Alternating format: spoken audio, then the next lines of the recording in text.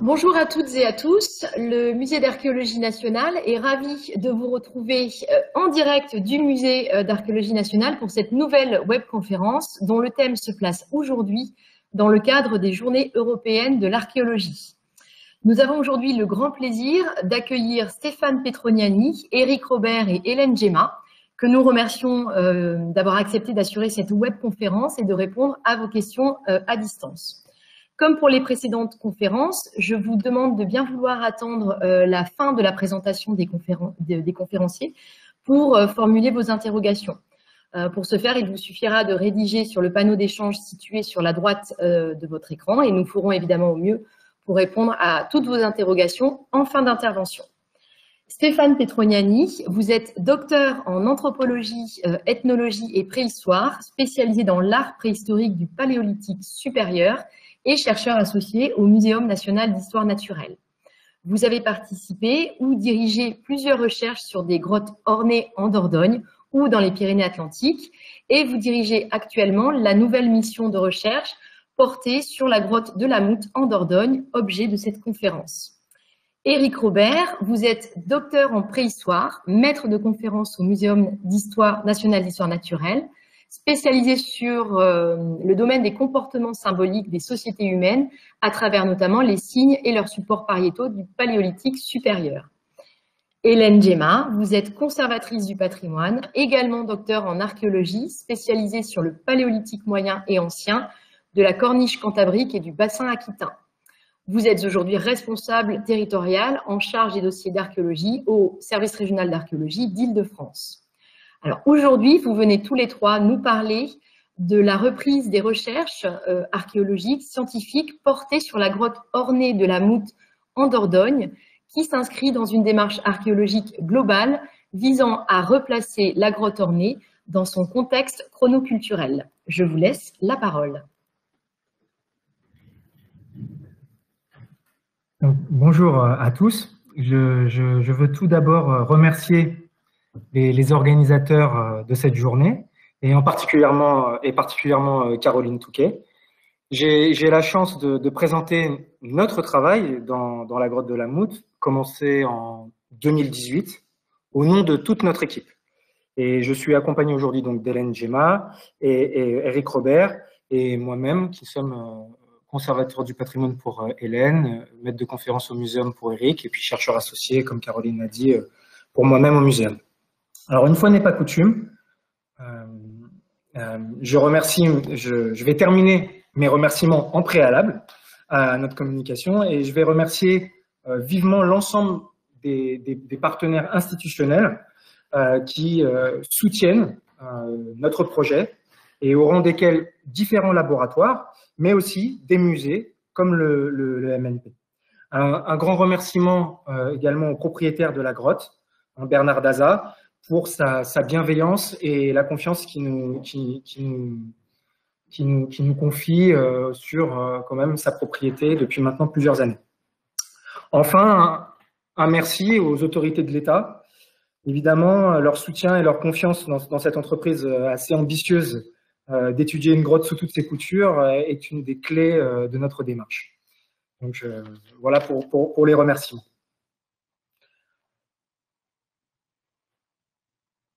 Alors la grotte de la Moute a été creusée par une rivière souterraine dans un massif de calcaire cognassien, une situation classique en Dordogne, comme on peut le voir sur la première carte en haut à gauche, avec un nombre important de grottes ornées dans la région des Hésite-Taillac, donc cette fameuse vallée de la Vézère qui matérialise la plus grande concentration de sites d'art paléolithique dans le monde.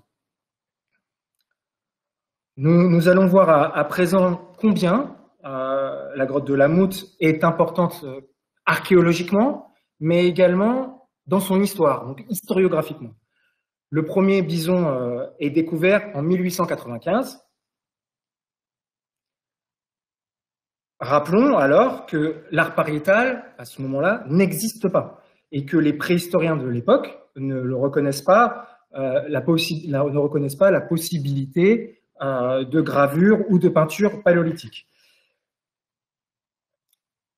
La grotte est quasi, intégralement, dès sa découverte, explorée, et comme en témoigne ici le nom des inventeurs de la grotte et des premiers explorateurs.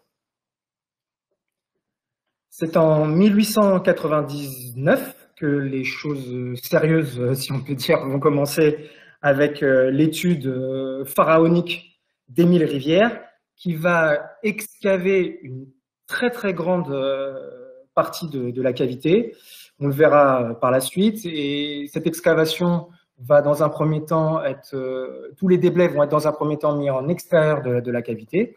Et puis, au fur et à mesure de son avancée dans la grotte, il finira par les mettre de côté du cheminement, comme on le verra un petit peu plus tard.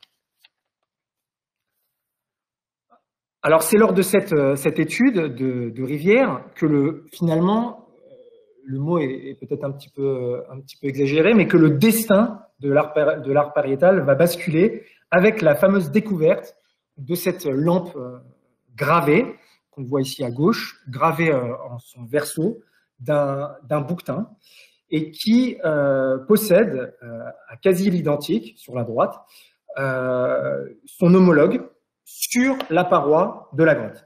Et cet événement va faire basculer la discipline. C'est en 1902 que l'ensemble des grands préhistoriens de l'époque vont être présents sur le site lors du congrès de la FAS, et l'art pariétal va enfin être reconnu. Donc, sur cette photo, il y a de nombreux préhistoriens célèbres, comme Henri Breuil, mais ce qu'il faut sûrement retenir, c'est qu'Émile Cartaillac, à l'époque, l'un des plus grands préhistoriens, un des plus grands noms de la préhistoire et détenteur de la chaire du Sud-Ouest de préhistoire, était jusqu'ici réfractaire à la reconnaissance de l'art pariétal, et va choisir ce moment pour écrire probablement l'article qui restera le plus célèbre de notre discipline, le fameux mea culpa d'insectique.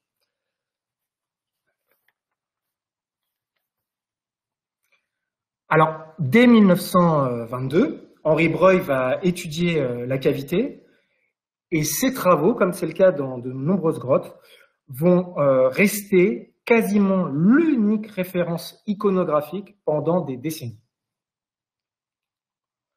Alors, nous avons eu la chance assez incroyable de pouvoir travailler sur des documents de travail, des relevés, des croquis originaux d'Henri Breuil, conservés dans les archives de la bibliothèque centrale du muséum, et qui nous sont très précieux puisque ils possèdent de nombreuses annotations, possèdent des détails beaucoup plus importants que certaines publications de l'époque. Alors, en 1953, la grotte est classée au monument historique, et 25 ans plus tard, elle acquiert le classement patrimoine mondial de l'humanité par l'UNESCO. Voici la plaque qui est présente actuellement devant la cavité. Alors, avant de rentrer concrètement dans la grotte, nous voulions avoir une pensée à feu Édouard Lapère, le propriétaire finalement ancestral de la grotte, qui m'a fait visiter cette grotte pendant ma thèse. C'était en 2004, et je me rappelle, avec déjà à l'époque son respirateur à la main, il était déjà tellement investi de son patrimoine et tellement soucieux de transmettre quelque chose. Et donc, on voulait avoir une pensée pour lui. Et sur la photo, la personne qui l'accompagne, c'est Marc Deluc, qui est l'inventeur de la grotte de Cussac. Et nous voulions avoir aussi également une pensée pour lui, qui nous a quittés bien prématurément. Alors, maintenant, je vais vous faire pénétrer dans la grotte. Et on a fait ce choix dans un premier temps, alors on vous montrera nos travaux, mais de pénétrer dans les conditions, finalement, dans lesquelles nous l'avons fait, c'est-à-dire essentiellement avec les relevés Breuil à la main pour rechercher les figures sur les panneaux ornés. Nous verrons ensuite la mise en œuvre de notre protocole de recherche. Alors, la grotte se développe sur près de 150 mètres, et les œuvres se localisent essentiellement à plus de 100 mètres de l'entrée de la cavité. Je ne sais pas si on peut l'entourer. Voilà, très bien, merci. Alors, cette entrée est largement, ça c'est cette configuration, est largement plus vaste que le reste de la cavité, qui finalement réside en une longue galerie de quelques mètres de large sur 150 mètres de long. Alors, on voit bien ici, je l'avais évoqué précédemment, on voit bien ici que plus on va avancer dans la galerie et dans la grotte, plus ce que vous voyez sur la droite de la photo, ce sont les déblais de la fouille d'Émile Rivière qui aujourd'hui sont, comme ils les étaient déjà suite à ces fouilles, mis sur les côtés et qui laissent aujourd'hui les archéologues et les visiteurs cheminer sur un sol finalement qui est nettement plus bas, probablement d'1 mètre plus bas que le sol paléolithique. Ça fait partie notamment de nos problématiques de recherche. Retrouver exactement le plancher et le sol sur lequel a marché les hommes préhistoriques, notamment il y aura des problématiques de plusieurs planchers. Mais pour vous donner une idée, Émile Rivière aura mis sur le côté tous ces déblais, ce qui aujourd'hui offre également des possibilités de retrouver des éléments sous ces déblais, mais Hélène vous en parlera probablement plus tard. Alors, la première salle ornée est celle des taureaux, dont le nom repose sur les représentations d'aurochs dans la salle. Donc, voici le relevé d'Henri Breuil. Soulignons surtout dans cette grotte, dans cette salle, hein, si on y reviendra avec nos propres documents, c'est la taille des figures. Alors là, la photo n'en rend pas hommage, mais nous sommes sur 5 figures qui, pour 4 d'entre elles, dépassent le mètre. Donc ce sont quand même des tailles relativement importantes, même en contexte pariétal. Alors c'est ensuite, et tout de suite, que s'ouvre la salle des bisons, qui finalement n'est séparée de la salle des taureaux que par un massif stalagmitique, et on peut également se poser la question d'une véritable séparation paléolithique et de la datation de ce massif stalagmitique qui semblerait être relativement récent au Holocène. Ce sont des études qui sont en cours et qui pourront permettre de mieux rendre compte de la véritable volumétrie de la cavité. Alors voici le relevé d'Henri Breuil de cette salle. Donc toujours pareil, donc des figures qui sont relativement grandes, un petit peu en deçà du mètre pour la plupart d'entre elles, qui se juxtaposent. Il y a très peu d'éléments superposés, une véritable composition de gravures relativement profonde, essentiellement composée de bisons, d'un bouquetin, probablement de cervidés, et pour un total d'une dizaine, voire une douzaine de figures qui vont monter jusqu'à la voûte de la salle. Alors ensuite, et là nous sommes à quelques mètres simplement, hein, la salle de la hutte possède l'un des plus grands signes paléolithiques connus. Ce signe de près d'un mètre carré finalement est intéressant à plus d'un titre, il est très original, il marque de son empreinte la cavité et il a fait couler beaucoup d'encre. Mais surtout, ce qui nous intéressait aussi ici, c'est de vous montrer à quel point il est à la fois polychrome, on le voit bien sur la photo du haut, c'est-à-dire qu'il est à la fois noir et rouge, mais également, lorsque l'on fait varier les éclairages et qu'on l'éclaire de manière plus rasante, il est entièrement gravé. Et ce signe polychrome entièrement gravé n'est pas le seul, enfin, n'est pas seul dans cette salle, mais il est accompagné de nombreuses gravures, comme notamment dans le registre inférieur de ce relevé d'Henri Breuil, le fameux bouquetin qui a permis cette correspondance avec le bouquetin de la lampe et du coup la reconnaissance de l'art pariétal. Alors, nous sommes tout à fait dans ce continuum de salles qui vont finalement se succéder les unes aux autres en étant séparées de quelques mètres, voire par un simple massif stalagmitique, pour arriver à cette salle des reines qui possède deux principaux panneaux. Un panneau des reines ponctuées, comme on voit ici, avec deux principaux reines ponctuées, mais également un mammouth et d'autres animaux. Et un second panneau avec des chevaux, un bison et également probablement un rhinocéros. Évidemment, ce panneau est actuellement en cours d'étude par nos collègues espagnols Diego Garate et Olivia Rivero. Alors enfin, si Rivière a très largement fouillé la cavité, la galerie latérale, mais on verra que, in fine, ce n'est pas ce mot galerie latérale qui lui incomberait naturellement, mais cette galerie qui s'appelle la galerie Laborie a été laissée intacte par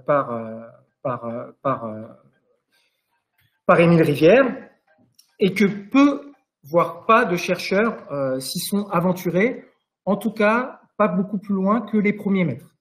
Et hormis de très rares incursions, dont la mienne il y a 2 ans et un peu l'an dernier, nous ne projetons pas dans un futur proche d'y retourner, même si dans les prochaines années, nous allons nous donner les moyens de l'étudier, d'en faire un relevé comme le reste de la grotte en 3 dimensions pour pouvoir effectuer également des études géologiques et pariétales, et pourquoi pas aussi archéologiques, mais vu l'ampleur des choses qui restent à traiter dans la cavité, nous laissons dans un premier temps cette galerie Laborie, aussi pour des simples raisons de grandes difficultés, puisque la dernière fois, j'y suis resté un petit peu coincé voilà, assez longtemps, et pour vous dire qu'il faudra venir avec des professionnels pour être accompagné dans les meilleures conditions de sécurité. Voilà. Alors, je vais à présent laisser la main à Hélène, puis à Eric, pour vous présenter concrètement notre démarche dans, mais également hors de la grotte.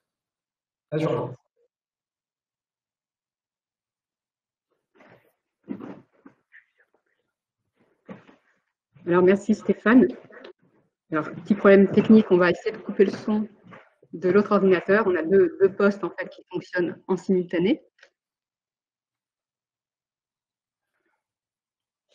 Alors oui, l'objectif de l'étude de la grotte est donc l'étude des représentations préhistoriques, graphiques dans la cavité.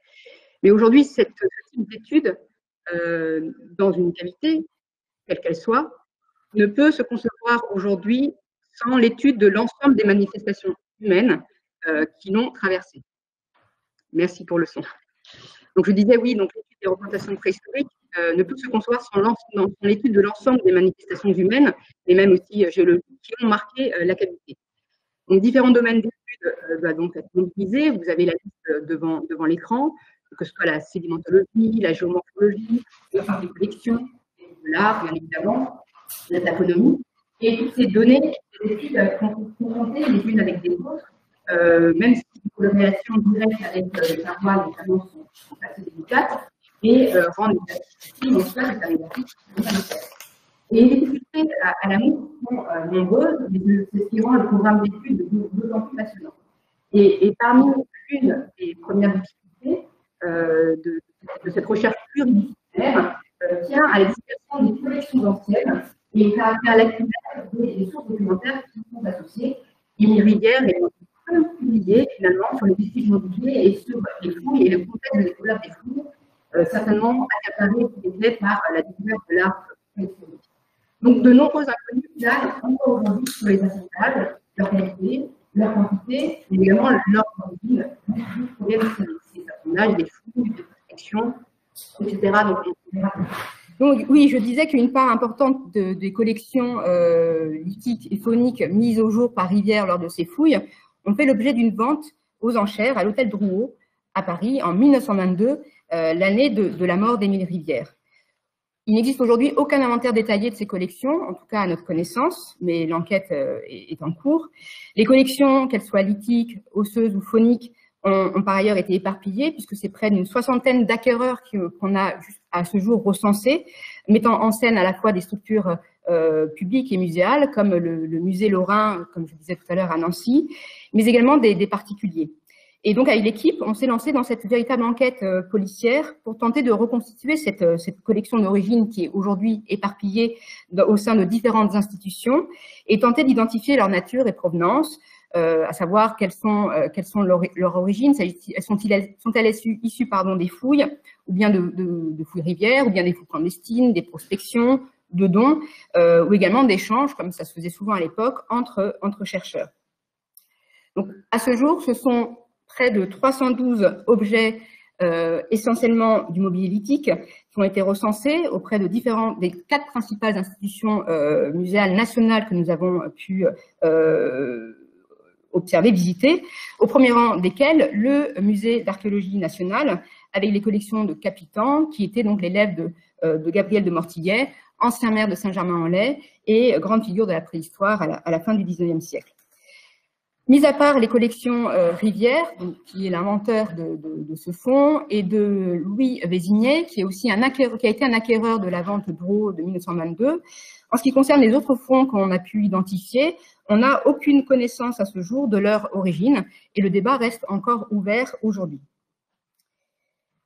La reconstitution de ces collections a pour but, in fine, de mener une étude typotechnologique des assemblages lithiques, mais également de l'industrie osseuse qui a été mise au jour, mais également archéologique des ensembles phoniques, des restes animaux qui ont été collectés par Rivière lors de sa fouille, pour tenter de mieux caractériser les occupations humaines, principalement humaines, en présence, et celles qui auraient réalisé donc les gravures que vous a présentées Stéphane, et proposer de possibles datations. L'étude typotechnologique des assemblages lithiques, par exemple, apporte, quand cela est possible, des informations quantitatives et qualitatives sur les processus de taille et les outils confectionnés, et dans le meilleur des cas, des éléments de diagnose sur les artisans qui les auraient confectionnés à l'aune des nouvelles découvertes avancées de la recherche aujourd'hui. Mais l'exercice n'est pas simple et reste limité au regard du caractère fragmentaire des séries que l'on a pu observer au cours de ces 2 années d'études. L'exemple de la collection Raoul que vous voyez figurer sur cette planche, et qui est l'une des 3 planches de lithique qui sont publiées, que l'on a pu recenser dans les revues scientifiques. Donc là aussi, les données sur ces fonds restent encore très très limitées, et que vous voyez représenter également sur une photographie qu'Émilie Lévigne a prodigieusement réalisée. Cette collection est parlante à plus d'un titre. Déjà, d'un point de vue archéologique, vous voyez qu'on a, pour ceux qui s'y connaissent un peu, on a beaucoup de fossiles directeurs, enfin en tout cas des éléments de diagnose, comme les burins magdaléniens que l'on voit à droite de la planche, quelques éléments aurignaciens, des pièces solitréennes, et on a aussi d'autres éléments un peu plus ubiquistes et moins diagnostiques. Mais en tout cas, on a semblerait-il, des fossiles directeurs, mais on n'a pas l'ensemble des éléments sur la mise en œuvre de ces produits, et il est impératif donc de compléter la série pour avoir de plus amples informations et préciser les datations. D'un point de vue historique, ça c'est d'autre part, Raoul Daniel, dans sa publication, décrit l'état de la collection qu'il aurait acquis lors d'une vente. Il dit qu'elle est non lavée, non triée, sans indication de niveau, ce qui rend difficile toute attribution stratigraphique de ces indices, qui voire même impossible, ce qui ne facilite pas l'exercice de corrélation que j'avais évoqué en préambule. Et d'autre part, dans nos recherches, Raoul Daniel n'apparaît pas du tout dans la liste des acquéreurs de la vente Drouot de 1922, ce qui laisserait entendre qu'il aurait acquis ce mobilier par le biais d'une autre vente, peut-être postérieure à celle de 1922. Et on voit donc que l'enquête prend une tournure bien plus complexe que ce qu'on pouvait imaginer, sous la forme d'une sorte de poupée russe.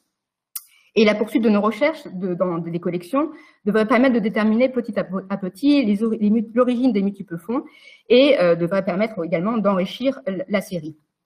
Alors, outre l'aspect poupée russe, l'autre aspect complexe sur ces collections, c'est qu'elles sont éparpillées un peu aux 4 coins de la planète. Elles seraient conservées pour une partie au Peabody Museum de Harvard à Yale University, Ces collections conservées là-bas proviendraient de la collection McCurdy, qui est l'un des acquéreurs de la vente Drouot de 1922. Mais aussi, on en aurait recensé en République tchèque, au British Museum, en Russie également. Ce sont des découvertes que l'on a fait au fur et à mesure de nos investigations, à la suite d'échanges avec d'autres collaborateurs scientifiques ou à l'issue de communications internationales que certains d'entre nous de l'équipe ont pu mener. Mais en l'état, en tout cas, on n'a aucune illustration, publication de ces ensembles entre guillemets inconnus jusqu'alors qui n'a été recensée, en tout cas à notre connaissance. L'étude des archives, qui n'est qu'à ses débuts, est donc impérative et aidera peut-être à y voir plus clair dans les sources l'origine de ces collections. Le dépouillement des archives Drouot conservées à Paris est en cours, et des archives privées comme les archives Rousseau ou du propriétaire, donc tous ces archives conservées en Dordogne, et certaines correspondances également, notamment celles de Breuil conservées au Muséum, seront analysées prochainement. Et ces études apporteront, nous n'en doutons pas, son lot de surprises quant à la nature des fonds encore explorés. Puisqu'effectivement, on n'a pas que des fonds des collections lithiques et fauniques ou osseuses issues des fouilles rivières. Dans ce fonds rivière, on aurait aussi des moulages. Là, ici, est représenté l'un des 3 moulages qu'aurait réalisé Émile Rivière à l'occasion de l'exposition universelle de 1900 et redécouvert au Man il y a un peu plus d'1 an, puisque le Man conserverait 2 de ces 3 moulages et un seul a été pour l'heure identifié, et qui aujourd'hui constitue, même pour nous, presque un original de la paroi gravée, étant donné le mauvais état de conservation de ce bison au sein même de la grotte aujourd'hui. On a également des relevés graphiques. Je vais prendre un peu d'eau. Excusez-moi. Merci.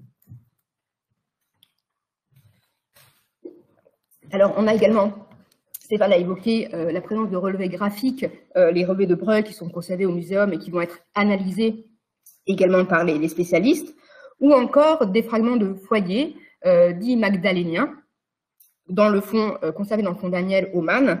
Et ces fragments de foyer, prélevés par Émile Rivière à la fin du 19e siècle, début du 20e, pourraient peut-être, pourquoi pas, faire l'objet de datation C14 sur ces charbons compris dans la matière et qui viendraient en complément du projet de datation en cours au sein de la grotte de la Moute. Et on a aussi, parmi les autres fonds, des assemblages beaucoup plus récents, là, cette fois-ci, issus des fouilles récentes menées dans les années 80 par Sophie de Beaune, au devant du porche de la Moute, et qui sont, cette collection serait attribuée pour l'essentiel aux Moustériens, donc au Paléolithique moyen, à l'homme de Néandertal. Et ces collections, il conviendra donc du coup de la replacer dans le contexte stratigraphique de l'ensemble de la grotte. Donc, vous l'avez compris, on a des collections qui sont dispersées, qu'il convient de restituer. Elles sont de nature variée, au nombre sans doute considérable, avec accompagnées plus ou moins des sources documentaires qui le contextualisent. Et pour nous retrouver dans cette masse de données, nous avons opté pour saisir tout l'ensemble de ces données dans ce qu'on appelle un chronogramme, qui est une structure qui permet de mettre, une structure informatique, qui permet de mettre en relation temporelle des sujets, que sont les individus, des collections, et les éléments de contexte, afin d'ouvrir de nouvelles pistes de recherche à explorer dans le cas des archives, en tirant donc le fil ou les fils de la pelote de laine, que sont ces archives, archives documentaires sur la Moute, ou même les collections, mais également d'orienter nos travaux sur le terrain.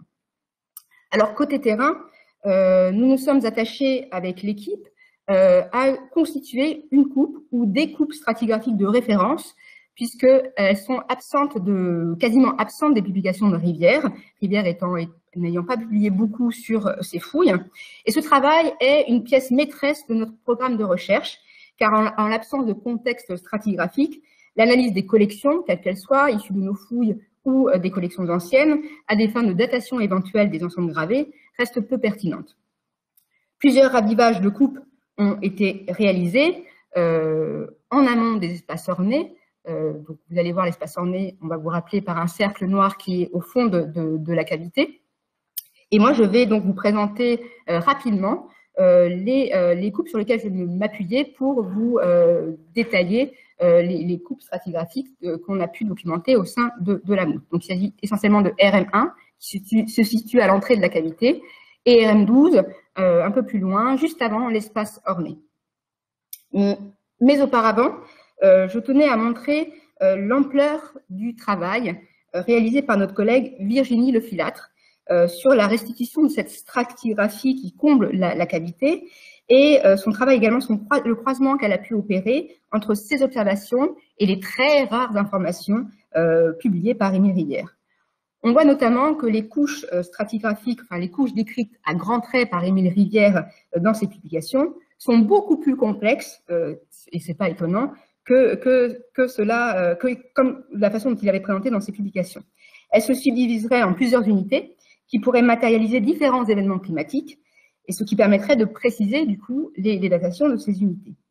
Ces différents niveaux ont été regroupés à ce stade de notre étude en 4 grands ensembles qui comblent de manière plus ou moins continue la cavité, du moins jusqu'aux espaces ornés. Alors, on trouve de bas en haut les ensembles suivants.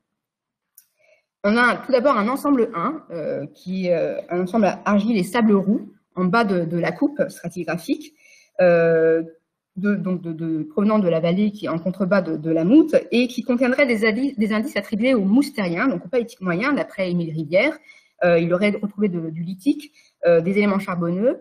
Nous, à ce jour, on n'a pas encore trouvé, en tout cas au fond de la cavité, et des éléments fauniques, on en a, mais en très mauvais état de conservation, et qui tapisserait, donc cet ensemble tapisserait l'ensemble de la cavité de manière continue, au moins jusqu'à RM12.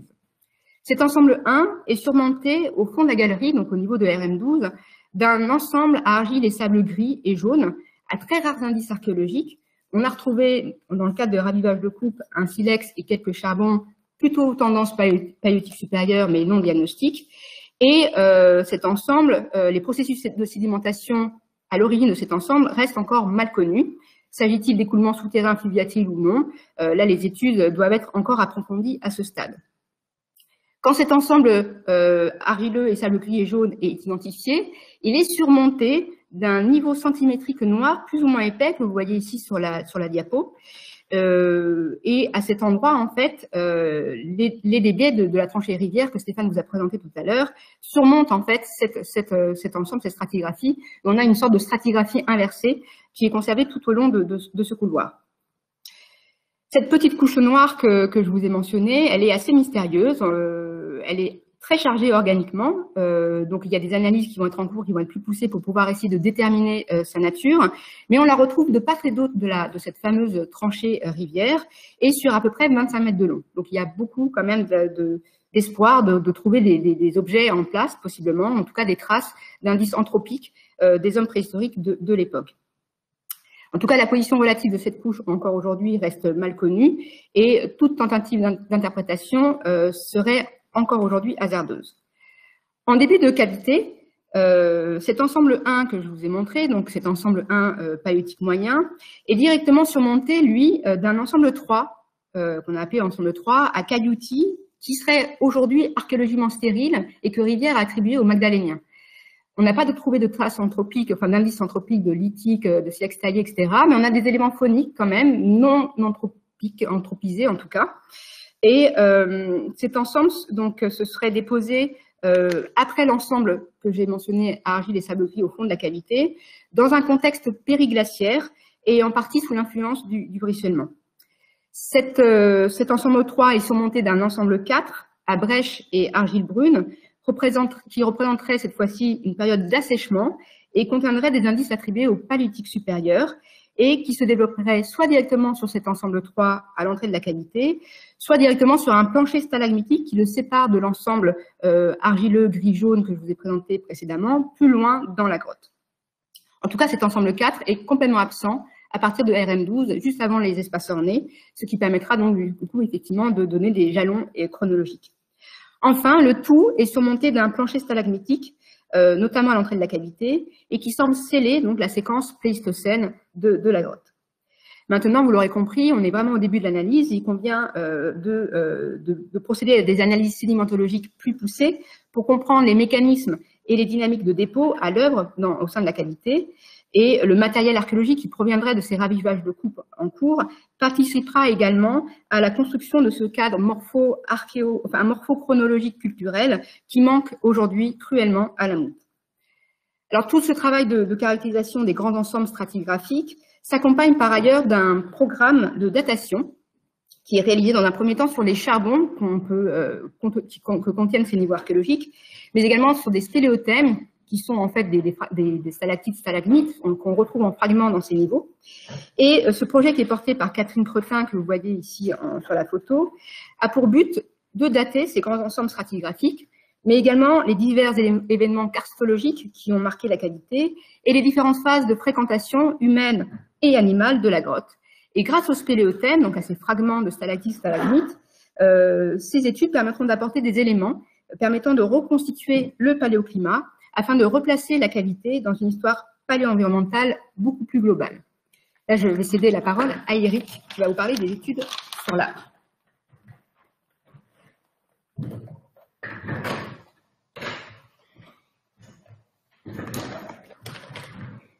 Merci Hélène. Alors voilà, encore pardon pour les petits raccords techniques qui sont dus aux contraintes qui s'imposent à nous. En effet, comme Hélène l'a dit, l'un des aspects importants quand on a repris l'étude de ce site, c'est la question de la caractérisation de ce contexte des occupations chronoculturelles. Et si la dimension des études archéologiques est extrêmement importante pour y contribuer, celle de l'étude pariétale l'est tout autant. À notre niveau, donc, et à savoir celui des parois, eh bien le travail important que l'on va faire, c'est celui du relevé. Le relevé, c'est véritablement le processus analytique complet qui va nous permettre non seulement d'identifier les représentations qui sont présentes sur les parois, mais aussi tous les aspects techniques, morphologiques, stylistiques, qui vont venir contribuer à notre meilleure compréhension des choix graphiques, gestuels, mais aussi de la composition du site. Vous allez en avoir un aperçu assez rapide, mais vous le constaterez de vous-même visuellement, l'aspect, la morphologie, et vous l'avez certainement déjà un peu entrevu avec les relevés d'Henri Breuil, de certaines des représentations, eh bien, n'est loin d'être totalement homogène. Et elle a d'ailleurs amené par le passé, Henri Breuil comme André Leroy-Gourand, à proposer plusieurs attributions chronologiques différentes. Donc, lorsque nous avons repris l'étude, nous avions évidemment les données préexistantes et les relevés de l'abbé Breuil, comme Stéphane l'indiquait, mais nous avons la nécessité, l'obligation de revoir produire nos propres relevés. Dans cette première salle, vous l'avez compris, Stéphane vous l'a souligné, l'une des caractéristiques importantes, c'est celle de la taille des représentations. L'autre, et vous le comprenez très bien, c'est la morphologie même de la salle et de cette morphologie en voûte. Alors, je vais prendre l'exemple voilà, que je vous ai localisé ici donc, sur le plafond de l'une de ces représentations, qui est donc l'un des aurochs de cette salle. Pour réaliser le relevé, nous avons plusieurs outils à notre disposition. Bien évidemment, les outils numériques comme la troisième dimension sont aujourd'hui de plus en plus exploités dans la réalisation des études pariétales pour reconstituer l'ensemble des volumes existants sur les parois, mais également pour nous servir de support pour faire les représentations. Néanmoins, si on utilise donc ces données 3D de manière extrêmement efficace, on continue de s'appuyer aussi sur des constructions et des supports photos, des supports photographiques qui sont déterminants à la fois pour servir donc de matériaux sur lesquels nous allons travailler pour faire le relevé et les différents calques, mais également donc pour restituer l'ensemble des informations, et notamment des informations de texture présentes sur la paroi. Et j'y reviendrai tout à l'heure, ces informations, elles sont importantes à la fois pour l'analyse du tracé archéologique, anthropique, ancien, mais également pour toutes les informations à caractère géologique et aussi eh bien, les transformations plus récentes, et je vais expliquer par la suite en quoi cela consiste. Donc, cette représentation, vous le voyez ici avec le travail qui a été effectué, la contrainte qui est celle de la voûte devait être intégrée pour respecter les proportions et les dimensions des représentations. C'est le cas tout particulièrement donc pour cette représentation de roc que vous avez ici à droite, dont vous voyez que le travail qui a été fait par notre collègue archéophotographe Émilie Lévigne a été d'en faire un montage mosaïque photographique pour restituer à la fois les proportions et l'ensemble des détails formels de cette figure. Vous en avez la traduction dans le relevé, présent ici, dans le relevé donc, que nous avons réalisé, le relevé graphique. Donc, vous avez la restitution ici infographiée qui est issue du processus complet. Dans la précédente. Il y en a deux qui vont passer d'un coup. Voilà, alors, merci. Donc, sur le ROC, vous pouvez voir ici effectivement le détail des informations anthropiques telles qu'elles sont restituées. Et notamment, un des aspects sur lesquels il faut insister, c'est la présence des cornes. Cette présence des cornes, elle n'était pas nécessairement assurée et présente, en l'occurrence identifiée dans les tout premiers relevés qui avaient été effectués. Et toute une partie du travail et des lectures faites devant la paroi et avec l'appui de la 3D et de la photographie ont constitué justement à identifier cette dimension et donc à confirmer la caractérisation thématique de la représentation. Stéphane reviendra tout à l'heure par la suite sur d'autres aspects de l'importance de ce relevé, sur la dimension stylistique qui nous permet justement de proposer aussi des attributions chronoculturelles à partir de ces lectures et de traitements formels très spécifiques. Les relevés n'ont pas non plus pour vocation d'être réalisés de manière indépendante ou unique, figure par figure, mais aussi d'être réassociés dans leur ensemble. Vous avez vu tout à l'heure un aspect de cette paroi de la deuxième salle, celle des bisons, donc qui constitue en fait un seul et unique panneau qui démarre depuis le sol et qui monte jusqu'à la voûte. Panneau sur lequel vous avez ici un aperçu du travail en cours de relevé sur lequel nous avons pu replacer eh bien, les premières figures que nous avons identifiées. Ce travail de relevé nous a permis plusieurs choses par rapport à ce qui existait auparavant. C'est d'abord de faire évoluer la lecture de certaines des représentations, de les replacer aussi dans leur contexte pariétal précis, puisque le travail que faisait Henri Breuil à l'époque, avec sa méthodologie, consistait à faire des calques indépendants et à les réassocier a posteriori en dehors de la grotte les uns aux autres. Or, dans certains cas, il y a pu se produire certains décalages qui modifient notre connaissance et donc la perception que nous avons de la paroi. Donc, cette reconstitution, à l'appui cette fois de supports 3D, c'est une photogrammétrie qui sert d'arrière-plan ici, nous permet de les replacer les figures les unes par rapport aux autres et notamment de constater ce que soulignait tout à l'heure Stéphane, c'est-à-dire leur adjonction.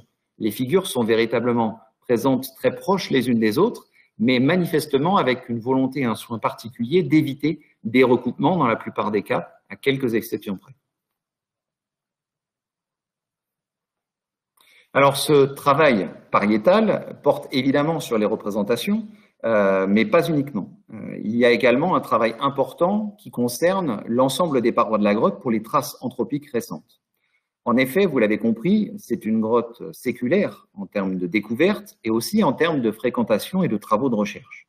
Les équipes scientifiques, les chercheurs se sont succédés depuis la découverte et toutes ces fréquentations et l'exploitation du site ont laissé un certain nombre de traces qui sont aussi aujourd'hui présentes et sur lesquelles nous devons avoir un diagnostic et une analyse. Dans cette optique, un travail d'ordre taphonomique, donc c'est littéralement l'analyse de tous les processus en cours sur la paroi alors non pas post-dépositionnel, mais on va dire post-graphique en l'occurrence, qui sont extrêmement importants à prendre en compte. Une thèse a été initiée depuis la fin de l'année dernière, menée par donc, notre collègue Morgane Caligaro, sous la direction de Patrick Paillet, du Muséum national d'histoire naturelle, pour essayer de caractériser, principalement dans la grotte de la Moute, mais pas uniquement, avec plusieurs autres grottes du contexte également sont concernées, dont celle de Font-de-Gaume. Donc, caractériser l'ensemble des traces, des manifestations et des processus en cours. Il y a un certain nombre de marques, qui sont notamment liées ou associées à la découverte. Vous avez sur la photo du haut la présence de quelques flèches que l'on peut distinguer dans plusieurs secteurs du parcours. Ces flèches, nous l'avons compris, indiquent tout simplement des indications de circulation pour les premiers explorateurs de la grotte. Avant même que la tranchée ne soit creusée, certains passages n'étaient pas forcément le plus évident, surtout avec les moyens d'exploration et d'éclairage existants il y a plus d'un siècle, et donc ils ont laissé ces traces pour les guider. Ces traces, bien évidemment, existent. Elles existent en dehors du champ orné, mais elles existent parfois aussi dans le champ orné, et certaines, eh bien, d'autres personnes fréquentant la grotte a posteriori ont parfois tenté de les effacer pour éviter l'impact qu'elles avaient sur les figures. Tous ces éléments sont bien évidemment des éléments impactants sur la paroi qu'il nous est nécessaire de comprendre et d'intégrer. Alors, pour réaliser ce travail, et l'un de ces éléments, vous pouvez le voir ici, eh bien, c'est notamment ceux qui ont trait au moulage qui ont été réalisés. Hélène vous en a parlé tout à l'heure et vous en avez eu un aperçu. Pour l'exposition universelle de 1900, plusieurs avaient été commandés et réalisés Ce sont d'ailleurs les premiers moulages effectués en grotte ornée. À l'image des photographies ou des relevés, qui sont également parmi les premiers dans la grotte de la Moute, ce qui en fait aussi l'un des sites référence de ce point de vue dans notre discipline, nous avons au moins 3 figures qui ont fait l'objet de moulages. Et vous le constatez à travers cette photo, ces moulages ont laissé des traces très imposantes sur la paroi. Vous avez ici littéralement une sorte de carroyage qui marque quelque part le négatif des produits qui ont été utilisés pour effectuer ces moulages. Tout ce travail a bien évidemment un impact qu'il nous faut aujourd'hui intégrer et relever. Je vous ai parlé des relevés d'art pariétal au préalable. Eh bien, il y a d'autres types de relevés qui sont associés avec les informations graphiques. Ils s'inscrivent plus largement dans une dynamique de compréhension et d'analyse de l'ensemble du site, et notamment des études géologiques. Il y a la dimension géoarchéologique, et Hélène l'a évoqué tout à l'heure, qu'a conduit Virginie Lefilâtre, sur la reconnaissance et l'identification des niveaux sur l'ensemble du réseau. Il y a la compréhension de la formation de la grotte dans son ensemble, le réseau karstique, sa constitution, des phases d'ennoiement, d'assèchement, la constitution aussi des nombreux spéléothèmes, c'est-à-dire les stalagmites et les stalactites qui peuvent être présents dans la grotte. Et puis, il y a un relevé plus spécifique à l'échelle des parois sur lequel je veux m'arrêter à présent. Pour revenir sur la problématique que je vous indiquais, vous avez ici une autre des figures de la salle des taureaux. Vous voyez à la fois le relevé pariétal, donc dans la dynamique que je vous ai évoquée au préalable, mais également 2 autres types de relevés, sont des documents en cours là aussi de travail. Un relevé géomorphologique réalisé par Virginie Lefilâtre et un relevé taphonomique effectué par Morgane Caligaro. Vous avez littéralement en fait une lecture et une analyse donc sous divers angles qui est indispensable pour comprendre l'état de la paroi tel qu'il nous est parvenu aujourd'hui. C'est une sorte de reconstitution un peu de l'histoire de la paroi sur le temps long, avec à la fois des phénomènes géologiques, et pour cela, nous avons développé un véritable travail en commun avec Virginie Lefilâtre, Stéphane Pietroniani et d'autres collègues depuis plusieurs années dans d'autres grottes de Dordogne que nous appliquons ici à la Moute, et également donc avec Morgane sur cette dimension taphonomique spécifique, vous l'avez compris, avec ces traces de moulage, des traces de reprise de contours qui ont pu être effectuées aussi sur certaines des représentations, certaines des flèches dont je vous parlais, mais aussi des fois les traces même des précédentes études. Henri Breuil raconte lui-même que pour ses tout premiers relevés à la découverte de la grotte, il a commencé littéralement à déposer des calques contre la paroi en les faisant tenir avec des petites boulettes d'argile. Et il s'est aperçu bien vite que ces boulettes d'argile restaient et constituaient un problème par rapport à l'état des parois. Et donc, ce sont parmi les traces ou les restes, les vestiges finalement, des vestiges de la recherche aujourd'hui, qui nous restent et qu'il nous faut également enregistrer ou intégrer. Donc, c'est une dimension analytique à la fois pluridisciplinaire et, on va dire, sous divers angles que nous devons porter et mener sur la paroi pour intégrer l'ensemble de ces informations et comprendre aussi celles qui ont eu un impact et quel type d'impact elles ont pu avoir sur l'état des gravures telles qu'elles nous parviennent aujourd'hui et telles qu'elles nous parviennent même aujourd'hui, à la différence peut-être de la façon ou de l'état auquel elles ont apparu aux premiers découvreurs et aux premiers chercheurs qui ont travaillé dans la grotte. Alors, l'ensemble de ces informations, aussi bien archéologiques que géologiques, que pariétales ou graphiques, ont évidemment vocation à être intégrées, associées, questionnées et discutées à l'échelle de l'ensemble de la qualité. Donc, cela nécessite bien évidemment le travail d'enregistrement topographique sur l'ensemble de la grotte, vous en avez déjà un aperçu, un travail aussi sur l'identification du couvert végétal, du contexte finalement paysager avec des couvertures lidar, et à terme, la construction d'un système d'information géographique, tel qu'il en existe aujourd'hui dans d'autres grottes, notamment dans la grotte Chauvet, pour associer et questionner l'ensemble des informations. Aussi bien les informations que nous allons identifier, nous, sur le terrain, que les informations que nous pouvons retrouver liées aux précédentes études, aux collections, aux archives. Tout ce qu'évoquait tout à l'heure Hélène a vocation à être intégré, à terme, dans ces données spatiales. Vous avez ici un aperçu, par exemple, de la reconstitution et de l'emplacement de la grotte à l'intérieur du paysage, avec ce lever spatial qui sera complété par d'autres pour améliorer notre compréhension. Un autre aperçu très rapide pour terminer, c'est celui de cette première salle, toujours cette salle des taureaux que vous avez vue, mais cette fois avec cette lecture en 3D, puisque, je vous l'ai dit, cette topographie elle a été faite en partie grâce à des couvertures photogrammétriques des sols et des parois, et donc l'ensemble des données et des relevés, ces multiples relevés, comme les données archéologiques, vont intégrer aussi ces modèles 3D pour pouvoir questionner, visualiser et confronter l'ensemble de nos informations, aussi bien celles présentes encore dans les sols archéologiques que celles présentes sur les parois. Je vais à présent redonner la parole à Stéphane pour la dernière partie qui va vous parler de la contextualisation régionale et culturelle.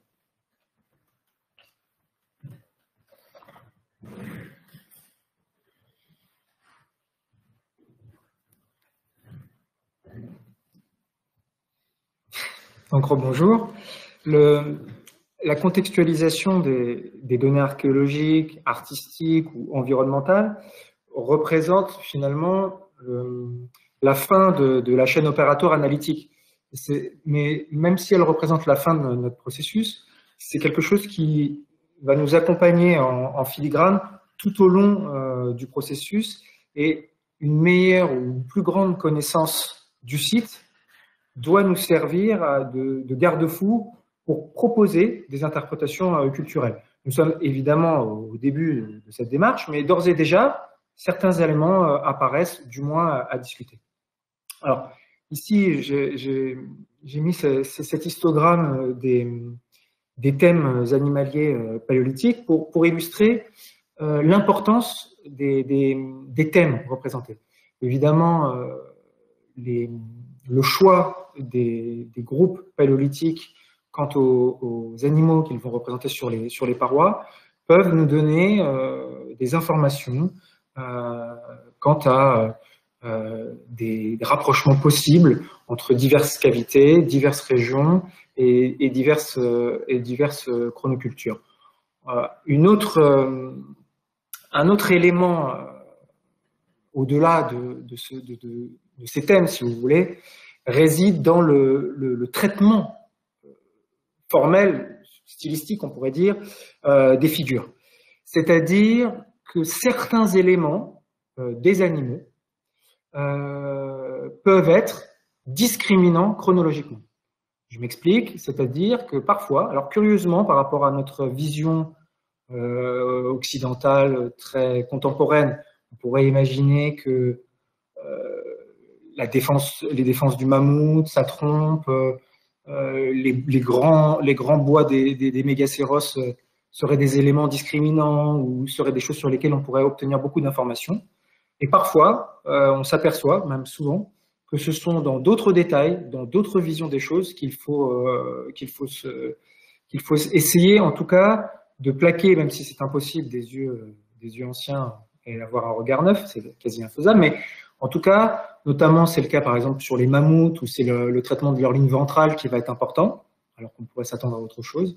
Il faut bien avoir en tête que chaque figure, chaque espèce peut proposer dans sa figure, dans sa silhouette, des clés de lecture qui nous permettront des comparaisons et éventuellement des conclusions chronologiques. Ici, ce bison, qui est le bison gravé de la découverte de la Moute, qui est celui qui est au centre de ce panneau des bisons de la salle homonyme, possède ce qu'on appelle les cornes en vue frontale. Breuil parlait de perspective tordue, tout simplement parce que les animaux sont de profil et que l'un de leurs éléments anatomiques est figuré de face. Là, pour le coup, ce sont l'encornure. Donc, perspective tordue, si on entend ce terme, fait vraiment référence à cette manière de représenter les figures.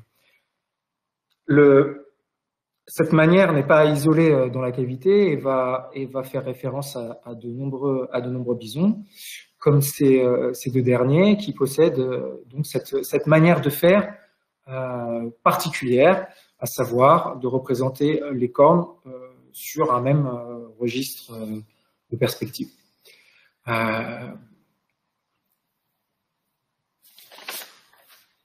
Alors, lorsque on étudie l'ensemble des cornes de bison, et je dis bien l'ensemble des cornes de bison dans cette démarche qui, lorsque l'on s'attaque à un volet statistique, il faut des corpus importants pour ne pas raisonner sur des corpus trop fragiles qui, à la moindre découverte, permettraient de rebasculer tout un cheminement intellectuel. Donc il est très important de raisonner au-delà de la grotte sur laquelle on travaille et de s'inspirer évidemment des travaux des collègues et de la bibliographie, de ses expériences aussi dans d'autres cavités pour constituer de plus larges bases de données, pour comparer des éléments et qui permettent d'élaborer ce genre, par exemple, d'histogramme, où l'on voit que dans cette manière de représenter les bisons, comme c'est le cas à la Mammouth avec les cornes en vue frontale,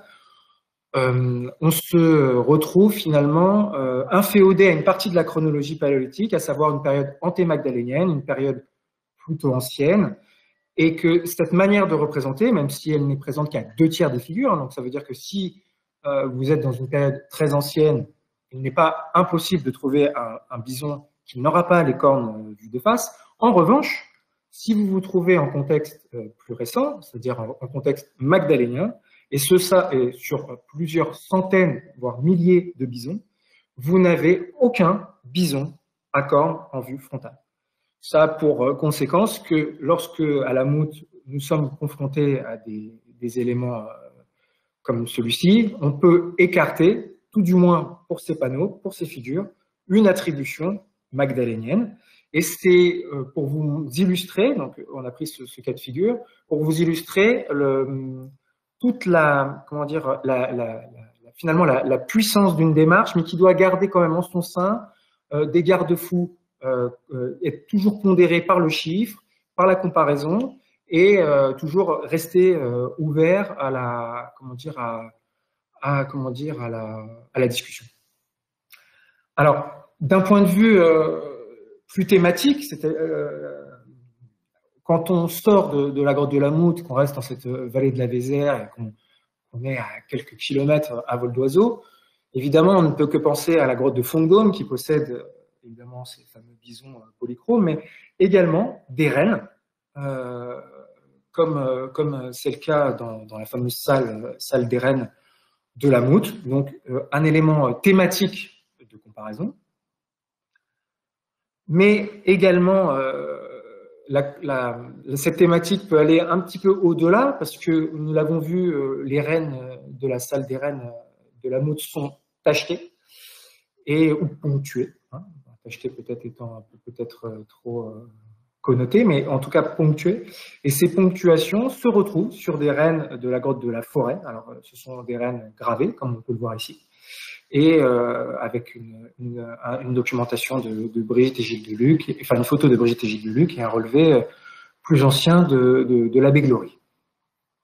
Alors évidemment, les aurochs et les bisons de Lascaux doivent être également mentionnés dans ce contexte. Donc on est vraiment au début de ces éléments de comparaison. On ne s'est interdit aucune piste, et c'est vrai que ce sont plutôt des gravures à Lascaux qui, comme on voit ici avec ce cheval ou ce bouquetin, qui correspondent un petit peu à l'univers, notamment à certains panneaux de la grotte de la Mammouth. Alors enfin, peut-être une dernière comparaison un petit peu régionale.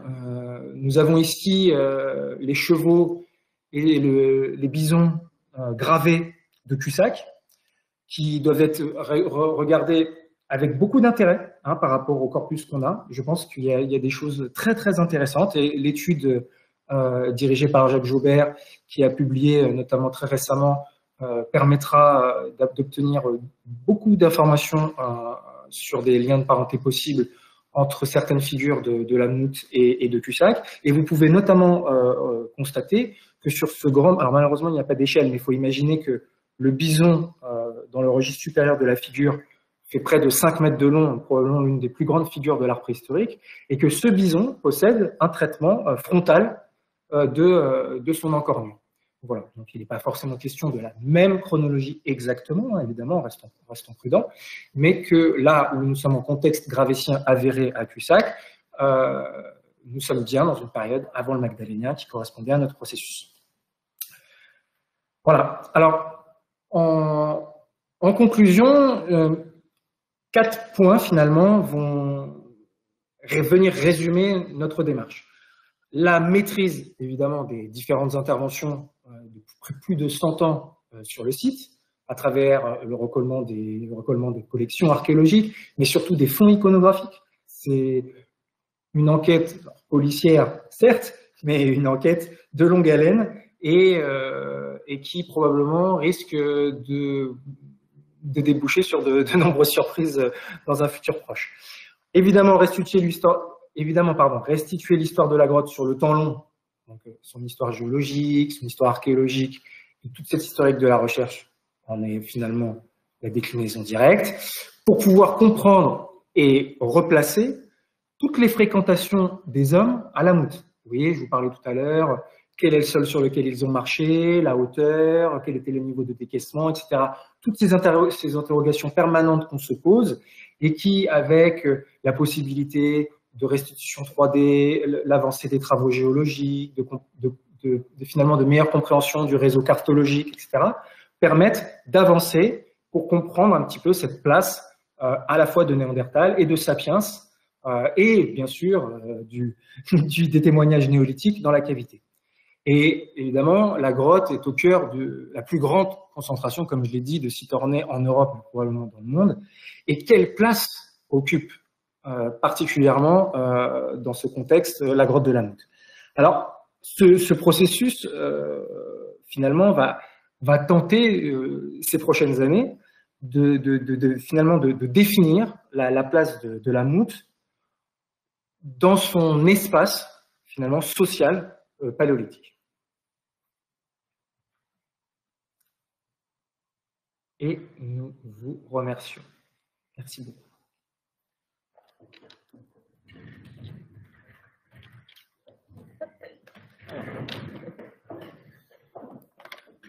Alors, merci beaucoup Stéphane, Eric et Hélène. Veuillez nous excuser pour le petit couac de son, mais tout s'est bien résolu.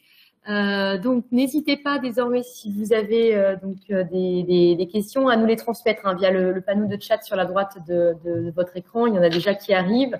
Alors, en ma qualité de modératrice, je vais lire les questions aux conférenciers. Alors, je vais peut-être demander aux deux conférenciers qui sont en face, en fait, on est dans le même bureau, de venir nous rejoindre pour éviter d'avoir tout problème de son. Ils vont vous répondre, évidemment, en direct. Donc, peut-être juste laisser le PowerPoint d'allumer en partage d'écran. Hélène, s'il te plaît. Donc voilà, donc je le disais, évidemment, merci pour cette riche présentation qui nous a fait découvrir ou redécouvrir cette magnifique grotte de la Mout et évidemment son contexte culturel. Alors, une première question, donc je vous la transmets, je vous laisse après vous répartir le choix de la réponse. Existe-t-il des grottes où cohabitent des peintures et des gravures? Alors, tout à fait, dans la plupart des grottes, notamment à la Mout, la coexistence des techniques est souvent la norme et il n'est pas rare de retrouver des gravures et des peintures, mais surtout il n'est pas rare non plus, peut-être un peu plus, mais il n'est pas rare non plus, de trouver des figures qui possèdent en leur sein un investissement à la fois de gravure et de peinture. Et c'est le cas, par exemple, dans la Mout pour les rennes tachetées. Les taches des rennes ont été faites à la peinture, alors que le renne lui-même, sa silhouette, a été gravée. Donc, effectivement, il existe de très larges panneaux uniquement gravés, sans trace de peinture. Il existe parfois des panneaux également uniquement peints. Lors de la présentation, on avait pu voir aussi également cet énorme signe de la salle de la hutte, qui lui-même est à la fois polychrome, rouge et noir, mais également entièrement gravé. Donc effectivement, il n'est pas du tout rare de voir coexister à la fois sur des figures différentes, mais au sein même d'une même figure, des techniques différentes. Merci pour cette première question. Une deuxième question, si j'ai bien compris, le style graphique de la Mout serait précurseur de la grotte du style de Lascaux, ou se rapproche-t-il plus de celui de Cussac? Alors, pour Pour le moment, c'est compliqué d'être tranché. Ce qui est sûr et ce qui est vraiment très bien formulé par la question, c'est que c'est la chronologie qui semble être pour le moment la plus privilégiée, à savoir une période entre ce Gravétien de Cusack que vous évoquez et Lascaux, donc qui serait probablement dans cette fin du Solutréen, ce début du Magdalénien ancien. Donc on serait dans cette tranche. Alors ce n'est pas évidemment intellectuellement satisfaisant parce que cette tranche est beaucoup trop longue, mais pour le moment nous avons notamment des discussions au sein de l'équipe sur déjà l'homogénéité chronologique de la cavité. Comme l'avait dit précédemment Eric, les travaux d'Henri Breuil puis ceux d'André Leroy-Gourhan avaient conclu à différentes chronologies en fonction des salles.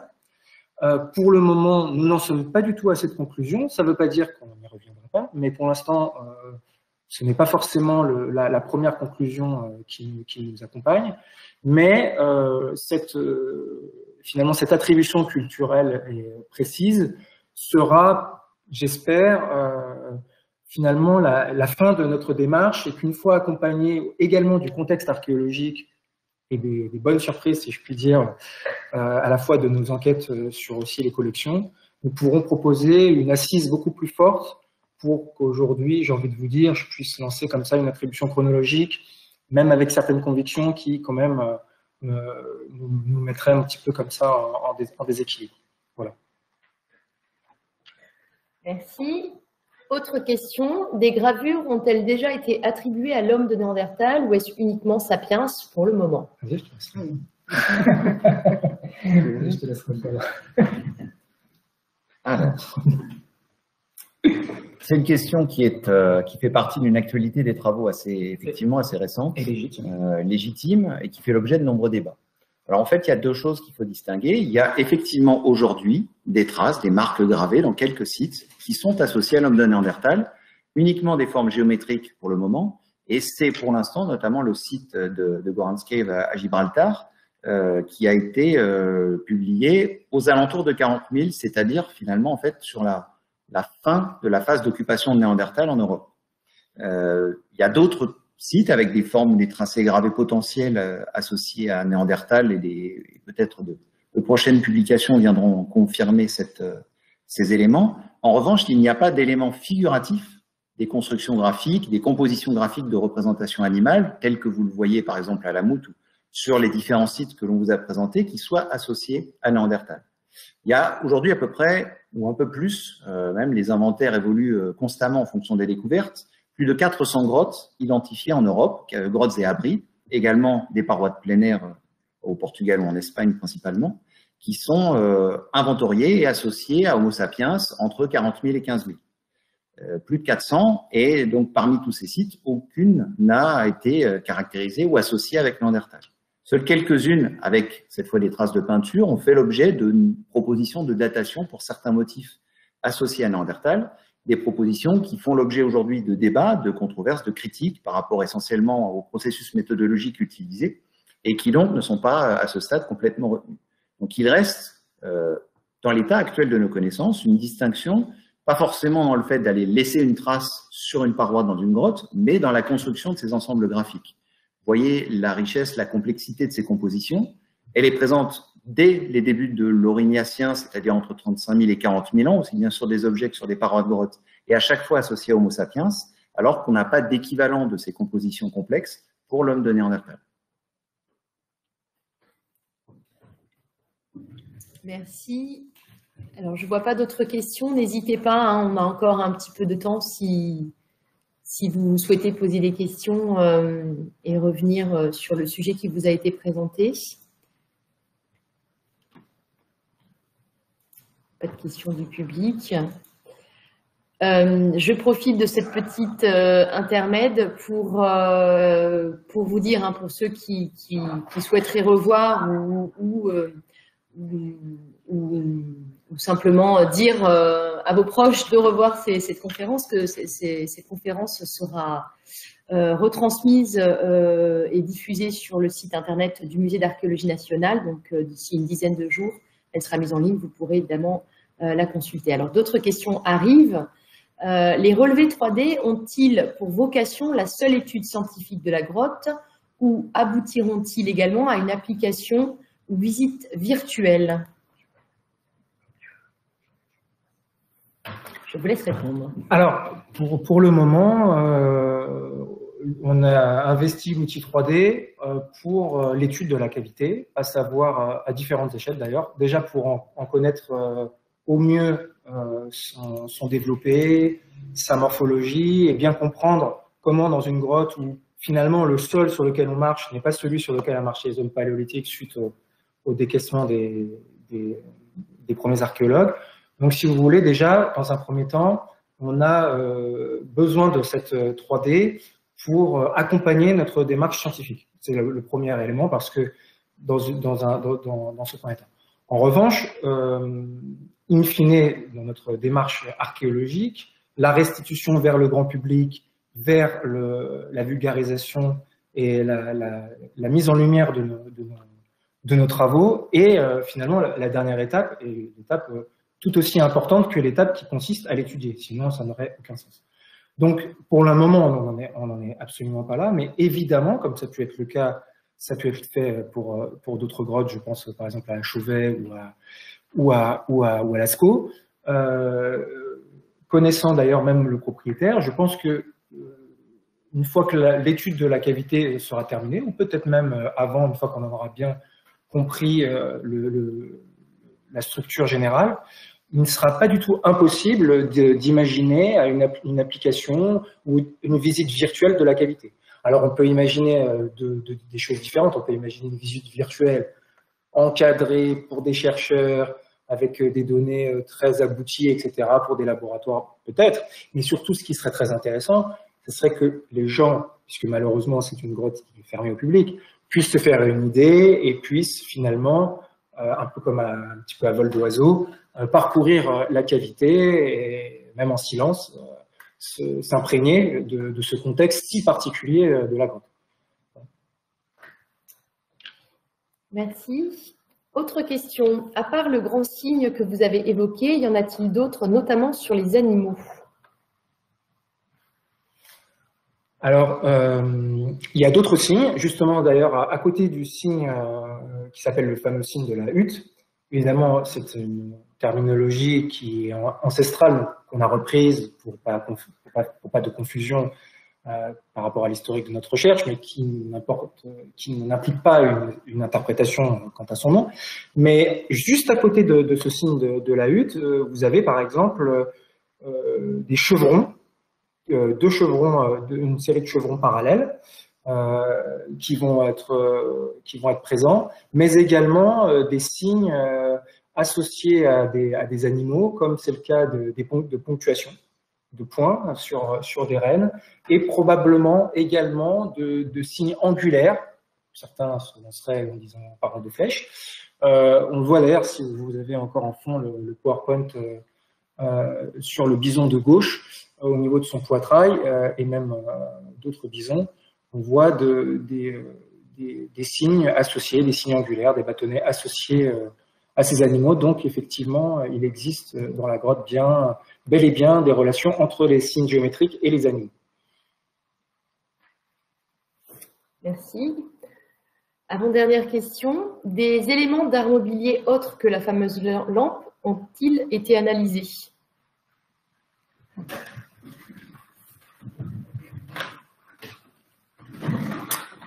Alors, dans nos recherches sur la reconstruction des collections, on n'a pas trouvé d'autres éléments d'industrie, d'art sur os. Donc ça, c'est en cours. Dans les fonds, dans l'inventaire qui n'était pas détaillé, mais qu'on a de la vente de rivières, là aussi, il n'y a aucune indication d'objet d'art sur des éléments osseux. Donc pour l'instant, voilà, la lampe est unique. C'est un unicum pour l'instant pour la Mout, mais on pense trouver d'autres éléments, puisque Rivière parlait aussi d'existence de parures. Donc voilà, il y a des choses qu'on pourrait effectivement retrouver dans cette quête des reconstitutions de la collection ancienne de Rivière, mais pas pour l'instant. On n'a pas trouvé pour l'instant. Et enfin, a-t-on une explication, une interprétation de la hutte, entre guillemets? Nous avons le spécialiste mondial des signes, il va vous proposer une interprétation. Merci beaucoup. Merci Stéphane. Je ne sais pas si je peux vous prémunir de ce titre, loin de là. Non, blague à part, effectivement, c'est à l'image un peu finalement de la lampe pour ce qui est du contexte des objets mobiliers, d'art mobilier pour la grotte. La hutte est un phénomène unique, non seulement au niveau de la grotte, mais au niveau de l'ensemble des sites d'art pariétal. Si on devait l'associer avec une famille de signes de forme géométrique un peu complexe, celles qui pourraient peut-être s'en rapprocher le plus sont les signes quadrangulaires, dont on a des exemples de structuration, on va dire, relativement simples à Lascaux ou à Gabillou, pour des contextes qu'évoquait Stéphane tout à l'heure, du tout début du Magdalénien, voire de la fin du Sous-Lutrien, et beaucoup plus sur le nord-ouest de l'Espagne, en Cantabrie, où on a des sites avec plusieurs dizaines de ces signes. Néanmoins, aucun d'entre eux ne présente ni les dimensions absolument exceptionnelles de cette hutte à la Moute, ni nécessairement la combinaison de la richesse technique et des caractéristiques morphologiques de ce motif, qui présente des sortes d'appendices, on va dire, comme ça, de part et d'autre sur les côtés. Alors on doit évidemment encore justement réaliser un relevé détaillé de ce motif et de l'ensemble de cette paroi. Vous l'avez compris, c'est un travail essentiel pour caractériser les détails morphologiques, aussi tracéologiques quelque part, de ces représentations, et notamment comprendre sur cette figure, ce que vous montrez tout à l'heure Stéphane, c'est-à-dire comment prennent place à la fois le rouge, le noir et la gravure. Est-ce qu'ils prennent place de manière plus ou moins concomitante, successive, sachant que l'on a déjà perçu qu'il y avait probablement d'autres tracés issus d'autres motifs, qu'avait d'ailleurs déjà relevé Henri Breuil préalablement, à l'intérieur même de la représentation, peut-être même d'ailleurs des tracés préalables ou plus anciens. Donc il y a une problématique assez complexe autour de ce motif. L'absence d'éléments de comparaison empêche de pouvoir proposer des interprétations. Je pourrais gratuitement vous en livrer voilà, autour de cette notion de hutte. Ce serait totalement illusoire puisqu'on n'a aucun élément. Simplement pour vous dire peut-être d'où vient ce terme, c'est non seulement une comparaison probablement d'analogie graphique, mais également donc des comparaisons d'origine ethnographique qui ont été proposées au tout début du XXe siècle, qui ont conduit d'ailleurs à des dénominations de familles de signes par le biais de ces méthodes-là, avec des contextes rupestres très différents, notamment en Australie, mais qui sont justement différents à la fois dans l'espace, bien évidemment, mais aussi dans le temps. Et donc avec des processus culturels ou historiques qui n'ont strictement rien à voir avec ceux que l'on connaît ici dans la grotte de la Moute. Donc malheureusement, non, même si Stéphane l'espérait, je ne peux pas vous proposer une ou plusieurs interprétations. En revanche, ce que je peux vous garantir, c'est que les investigations concernant ce motif, encore une fois à la fois techniques, aussi sur la composition des matières, elles seront au cœur de nos études et de nos travaux dans les années qui viennent. Merci beaucoup. On prend une dernière question. A-t-on retrouvé des ossements humains à la Moute? Non. À ma connaissance, très peu de sites ornés possèdent de la Cussac. Oui, Cussac, Vilhonneur. Oui, Cussac, Vilhonneur. Très peu de sites ornés en possèdent. Peut-être à peine une demi-douzaine, et à la Moute, ce n'est pas le cas. Nous n'avons pas, pour le moment, nous n'avons pas de ce moment-là. Merci beaucoup encore une fois, Hélène, Eric et Stéphane, pour cette riche présentation, cette brillante présentation. Donc, comme je le disais, vous pourrez retrouver cette conférence diffusée donc sur le site internet du Musée d'Archéologie nationale. Je profite de quelques mots de conclusion pour vous inviter à venir nous rejoindre au Musée d'archéologie nationale aujourd'hui, pour ceux qui le peuvent, ou encore demain, à l'occasion des Journées européennes de l'archéologie, cet après-midi même, puisque vous allez retrouver nos conférenciers quittent la conférence pour se rendre au village des savoir-faire pour tenir des ateliers en lien justement avec les grottes ornées. Donc n'hésitez pas à venir nous retrouver au musée ou au sein du domaine national. À très bientôt, portez-vous bien.